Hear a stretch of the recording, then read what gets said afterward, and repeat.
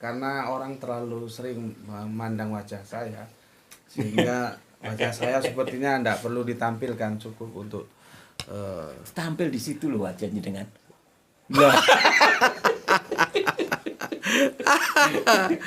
Oke, jadi begini. Pertanyaannya tadi itu kan sebetulnya kan begini, kalau aku simpulkan, sebetulnya pemahaman teman-teman kita atau saudara-saudara kita Kristiani tentang dosa waris itu seperti apa, kan begitu kan? Ya begini loh, itu beranjak dari kitab yang awal di Perjanjian Lama, Adam jatuh dalam dosa. Kemudian di sana ada tokoh lagi yaitu Hawa. Kemudian satu lagi pemainnya itu adalah yang digambarkan Ular. iblis, ya, tapi di situ digambarkan ular.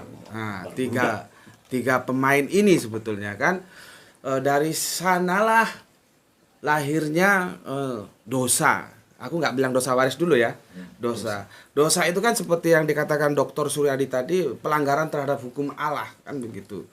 Sudah diperintahkan jangan dekati pohon ini, kok tambah didekati tambah dimakan, kan. Ya memang manusia begitu. 10 yang 9 yang dikasih ini kau makan, yang satu jangan. Kita cari yang satu. Itu penyakit manusia gitu.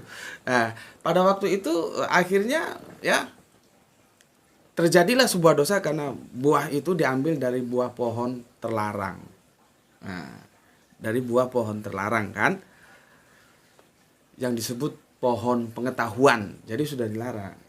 Saya sudah diskusikan itu di Surabaya. Saya bilang, Pak, kalau dalam pemahaman saya bahwa peristiwa Adam dan Hawa itu tidak harafiah, itu metafora. Tapi Pak Pendeta bilang itu harafiah. Ya sudah, karena saya tahu konsekuensinya. Kalau itu Pak Pendeta ikut kerangka berpikir aku bahwa itu metafora, berarti dosanya kan metafora. Berbahaya, kan. Makanya ketika beliaunya bertahan bahwa itu harafiah, ya oke lah, dan memang harus begitu. Kalau enggak nanti kejebak yang dosa metafora tadi, kan. Gitu. Terus ya oke lah Pak kalau begitu. Tolong saya diberi sebuah pemaparan kalau memang itu harafiah, ya, di mana kita bisa mencari pohon pengetahuan itu. Kalau pohon duren, pohon rambutan, itu banyak. Ini pohon pengetahuan. Buah pohon pengetahuan itu adanya di mana, Pak? Kalau Bapak pahami harafiah, maka pohon pengetahuan itu harus harafiah. Akhirnya nggak bisa. Blunder. Artinya apa? Itu memang harafiah atau metafora, kita akan mengatakan bahwa itu sesungguhnya adalah metafora. Jadi Allah itu mengajar kita itu tidak selalu dengan yang harafiah. Yesus pun begitu, kan, di Perjanjian Baru kan perumpamaan pohon ara. Itu nggak semuanya harafiah, ada yang metafora. Di sini starting pointnya sudah bermasalah. Untuk menentukan apakah konsep Taman Eden ini harafiah atau metafora. Satu, ya. Haus aku. Teh. Ini untuk ganjal dulu. Ganjal dengan air. Sebentar aku minum dulu. Biasanya kok di rumah kopi ini. Bismillahirrahmanirrahim. Oke, ya. Yang tadi itu tentang harafiah metafora sudah kita lalui, ya. Kemudian begini. Setelah dosa dilakukan, ya, ternyata ketiganya mendapat hukuman. Artinya dosa itu sudah diselesaikan, ya. Ya, kita lalui lah harafiah metafora, ya sudah, ya, kita lalui. Sekarang aku itu textbook, jadi nggak bisa kalau nggak lewat teks, ya. Kita buka manusia jatuh ke dalam dosa itu ada di Kejadian 3, perikopnya manusia jatuh ke dalam dosa. Kita lihat 3:14 pertama, ya. Lalu berfirmanlah Tuhan Allah kepada ular itu, karena engkau berbuat demikian, terkutuklah engkau di antara segala ternak dan di antara segala binatang hutan, dengan perutmu lah engkau akan menjalar dan Debu tanah akan kau makan seumur hidupmu. Debu tanah, tolong tunjukkan di mana ular mau makan debu tanah. Berarti harfiah. Metafora. Iya, kalau ular makan debu tanah kan berarti harfiah itu. Iya, di mana? Di mana ada ular makan debu tanah? Ya. Oke, itu. Tapi terlepas itu sudahlah. Tadi kan aku bilang harafiah metafora kita lalu. Ya sudahlah ya. Itu masing-masing kesadaran kita nanti yang akan menjawab ketika dalam kesendirian. Biasanya begitu. Kita debat bla bla bla bertahan. Nanti sampai rumah dia tuh dalam kesendirian sabar. Ya, oh iya saya salah dia benar. Maka Ebit bikin lagu, saksikanlah bahwa sepi lebih berarti dari keriuhan. Artinya ketika sepi itu kita baru sadar. Ketika begini debat ngotot. Tapi jangan sampai, oh iya camat yang benar. Gue salah gitu. Nah, ini kita lanjutkan. Yang jelas di Kejadian 3:14 ular sudah dikutuk. Berarti selesai kan? Selesai. Dikutuk. Nah, sekarang kita melompat ke Kejadian 3:16. Firman-Nya kepada perempuan itu, belum dikasih nama, belum jenang merah, jenang putih belum. Jadi masih perempuan gitu, belum Hawa. Ya, perempuan. Tapi terjemahannya, kalau aslinya aku nggak tahu, karena kan agak janggal, tapi ya sudahlah adanya terjemahan. Ya. Oke. Firman-Nya kepada perempuan itu, susah payahmu waktu mengandung akan kubuat sangat banyak, dengan kesakitan engkau akan melahirkan anakmu. Namun engkau akan berahi kepada suamimu dan dia akan berkuasa atasmu. Coba. Sudah ditebus kan? Lahir kesulitan dan yang laki akan berkuasa atasmu. Iya kan? Inilah yang dijadikan cikal bakal ide oleh Ismail Marzuki bikin lagu apa kuwi? Wanita Dijajah pria sejak dulu. Apa judulnya kuwi? dijadikan sangkar madu. Ya, begitulah. Iya kan? Lanjut. Dari sini, itu idenya di sini tuh Ismail Marzuki itu. Wanita dijajah pria. Iya. Apa? Lupa aku nanti. Sudah nanti. lah, penting judulnya. Sekarang Intinya, Bos. enggak, judul itu perlu juga. Oh iya. Karena dari itu dia akan belajar gitu. Sabda alam. Sabda alam. Iya. Tapi bukan sabda alamnya Krise loh ya. Krise punya sabda alam gitu. Jadi gini ustadku yang aku hormati. Jangan ikut-ikut Shakespeare. Shakespeare itu omong kosong. Dia bilang, what is the meaning of the name? Apa arti sebuah nama? Itu perlu. Yesus itu nggak mau kalau kita panggil Paulus karena dia Tidak ada bukan identitas. Tanpa nama tidak ada identitas. Oke? Iya, siap, siap. Jangan silau terhadap orang-orang barat, mereka juga nggak jauh, nggak lebih pintar Tanpa dari nama kita. tidak punya identitas. Ya, nggak punya Iya. identitas. Tanpa identitas. Apa arti sebenarnya? Apa arti sebuah nama? Oke, aku lanjut ya. Ya, lanjut. Sekarang Kejadian 3:18 ya. Tadi ular bludak sudah diampuni. Sudah, perempuan Sudah. sudah. Sekarang ini yang laki juga belum kasih nama ini, masih disebut manusia. Ya, memang gaya bahasanya begitu. Ya, oke. Kita akan mengkaji kitab Kejadian 3 ayat yang ke-17. Ya.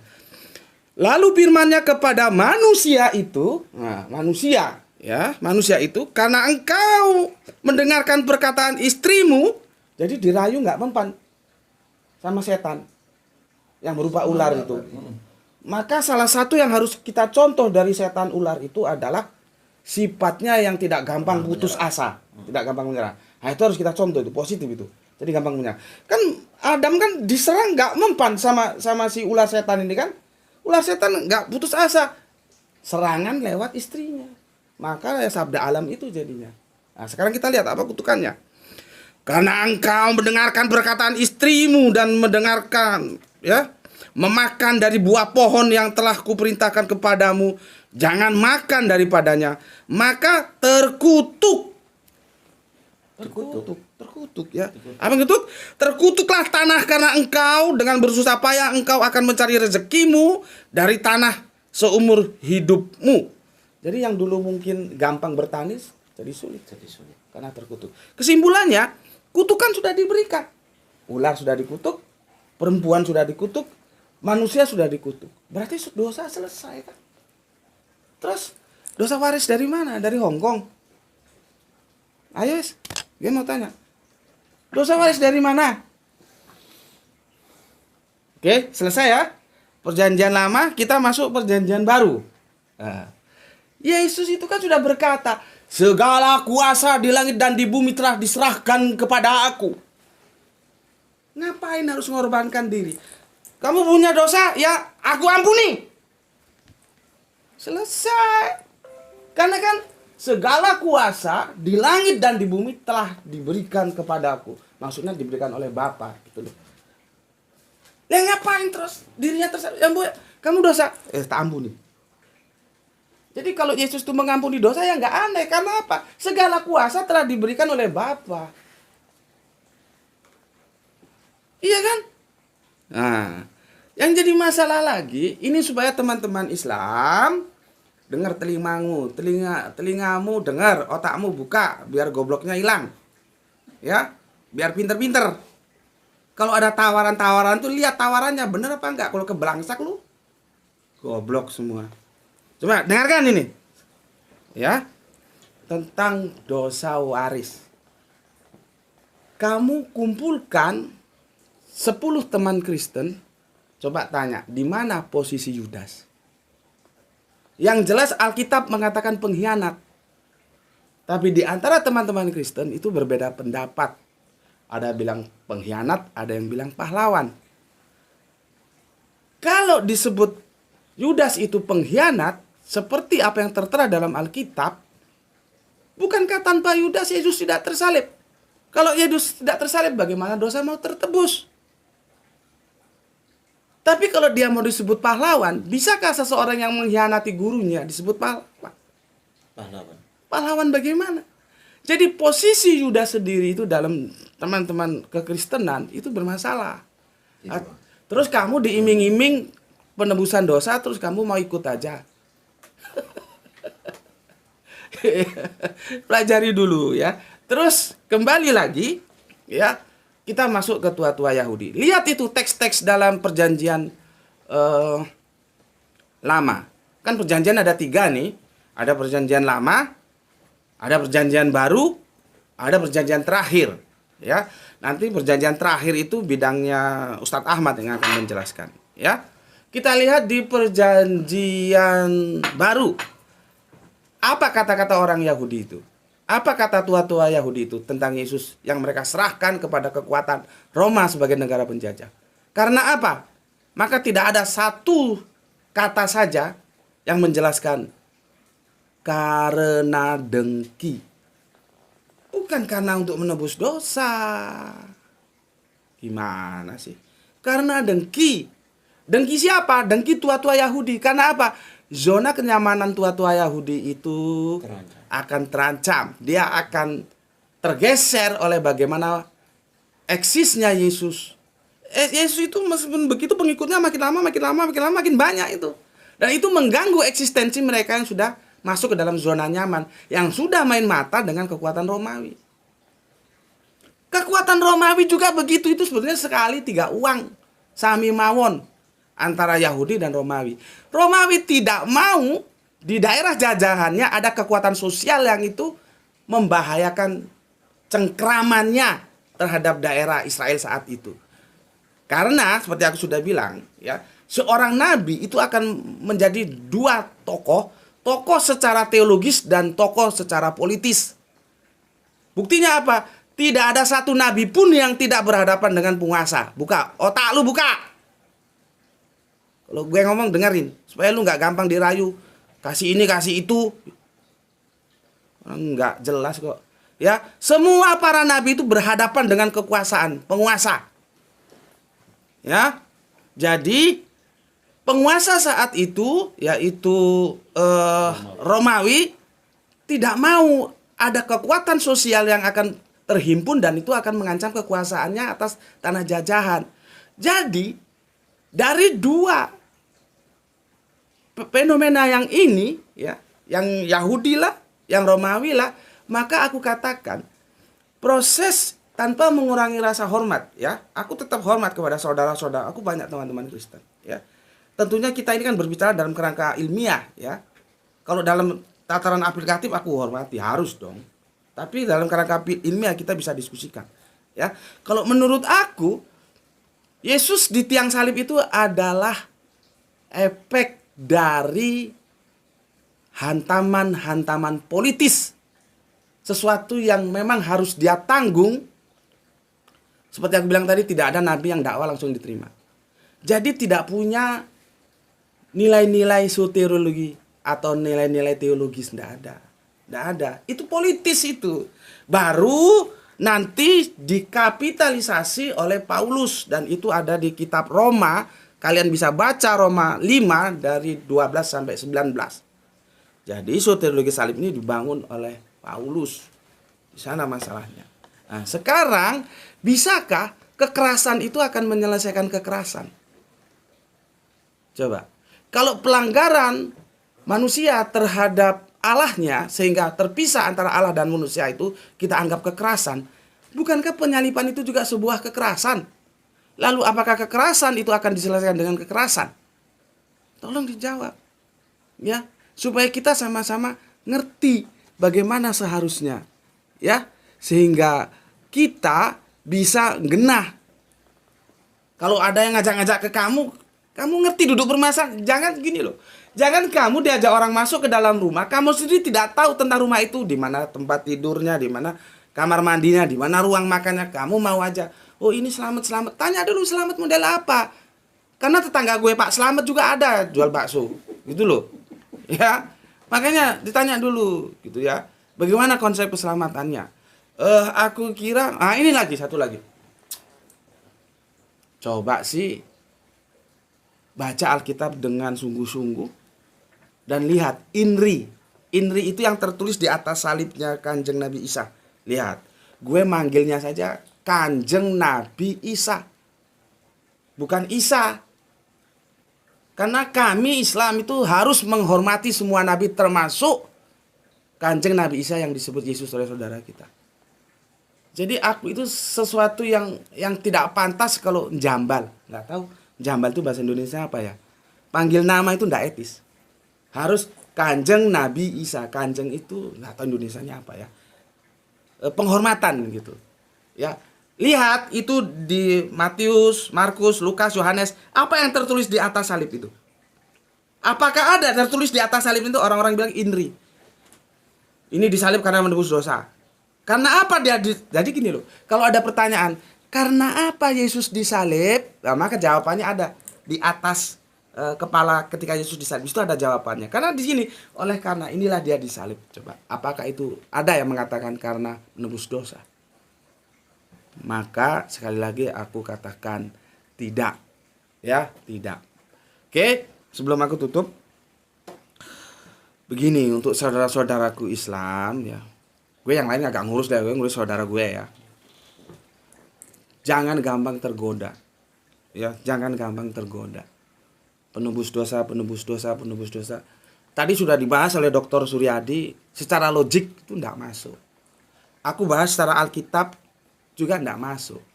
Nanti enggak tahu Al-Ustadz kita Al-Mukarramah Bapak kita Pak Ahmad ya, dilanjutkan nanti oleh Subhanallah, semoga Allah memuliakan beliau, Bapak Dance. Ya, Pak Dance, ya. Kita tunggu bagaimana. Cuman pesanku terhadap saudara-saudaraku muslim dimanapun kalian berada yang mendengar siaran langsung ini, ya. Jangan gampang tergoda terhadap sebuah konsep keselamatan yang disebut soteriologi salib. Mungkin ada yang tanya, terus bagaimana supaya selamat? Ada soteriologi logos, bukan soteriologi salib. Ini Pak Dance aja pusing lihat omonganku. Lihat, baru dengar apa soteriologi logos loh. Ya. Soteriologi logos itu adalah keselamatan yang dibangun atas ucapan Yesus. Bukan keselamatan dibangun atas tersalibnya Yesus. Bukan. Jadi gue ini memberikan solusi atas sebuah kritis. Jadi gue ini mengkritisi, jangan pakai soteriologi salib. Tapi ada solusinya apa? Soteriologi logos. Supaya selamat, ikuti ucapan Yesus. Itu. Ya. Terus ucapan Yesus bagaimana yang harus kita ikuti? Gini loh. Ya. Saat itu Yesus berkata di kitab Yohanes, "Aku akan minta kepada Bapa seorang penolong yang lain yang akan menyertai engkau selama-lamanya." Itulah sesungguhnya amanat agung. Bukan yang jadikanlah semua bangsa muridku, bukan. Amanat agung itu kita diperintahkan untuk mengikuti pelanjut daripada perjuangan dakwah dari Kanjeng Nabi Isa yang disebut Yesus oleh saudara Kristen kita, yaitu Kanjeng Nabi Muhammad. Amanat agungnya di situ. Makanya beliaunya bilang, "Aku akan minta kepada Bapa seorang penolong yang lain yang akan menyertai engkau selama-lamanya." Itu yang harus diikuti. Itu namanya soteriologi logos. Kalau you ikuti pesan Yesus itu, selamat kamu. Ya, itu dari aku. Silakan. Yang mau tanya silakan. Ya. Bismillahirrahmanirrahim. Alhamdulillahirabbil alamin.